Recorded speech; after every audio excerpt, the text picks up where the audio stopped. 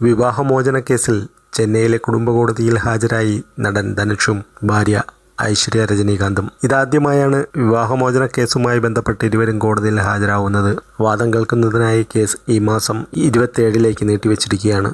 അന്നു തന്നെ വിധി പറയുമെന്നാണ് റിപ്പോർട്ട്. 2022 ധനുഷും സംവിധായിക കൂടിയായ ഐശ്വര്യയും വിവാഹമോചനം പ്രഖ്യാപിച്ചത്. 3 തവണ ഹിയറിംഗിന് ഹാജരാകാത്തതിൽ ഇരുവരും അനുരഞ്ജനത്തിന് ഏർപ്പെടുമെന്ന് അടുത്തിടെ അഭ്യൂഹങ്ങൾ പരന്നിരുന്നു. എന്നാൽ ഇതിനെയെല്ലാം തള്ളിക്കളയുന്നതായിരുന്നു വ്യാഴാഴ്ചത്തെ ഇവരുടെ കോടതി സന്ദർശനം. മാസ്ക് ധരിച്ചായിരുന്നു രണ്ടുപേരും ഹാജരായത്. 2004 ധനുഷും രജനീകാന്തിന്റെ മകൾ ഐശ്വര്യയും തമ്മിലുള്ള വിവാഹം ചെന്നൈയിൽ ആർഭാടത്തോടെയുള്ള റിസപ്ഷനും നടന്നിരുന്നു. 2022 ജനുവരി 17 സംയുക്ത പ്രസ്താവനയിലൂടെയാണ് വേർപിരിയുന്ന കാര്യം താരദമ്പതികൾ അറിയിച്ചത്. സുഹൃത്തുക്കളായും ദമ്പതികളായും മാതാപിതാക്കളായും അഭ്യുദയകാംക്ഷികളായും പരസ്പരം സഹകരിച്ച് 18 വർഷത്തെ ഒരുമിച്ചുള്ള യാത്ര വളർച്ചയുടെയും മനസ്സിലാക്കലിന്റെയും വിട്ടുവീഴ്ചകളുടെയും പൊരുത്തപ്പെടലിന്റെയും കൂടെയായിരുന്നു ആ യാത്ര. ഇന്ന് നമ്മൾ നമ്മുടെ വഴികൾ വേർപെടുന്ന ഒരിടത്താണ് നിൽക്കുന്നത്. ദമ്പതികൾ എന്ന നിലയിൽ വേർപിരിയാനും വ്യക്തികൾ എന്ന നിലയിൽ ഞങ്ങളെ നന്നായി മനസ്സിലാക്കാനും സമയമെടുക്കാനും ഞങ്ങളുടെ തീരുമാനത്തെ മാനിക്കുകയും ഇത് കൈകാര്യം ചെയ്യാൻ ആവശ്യമായ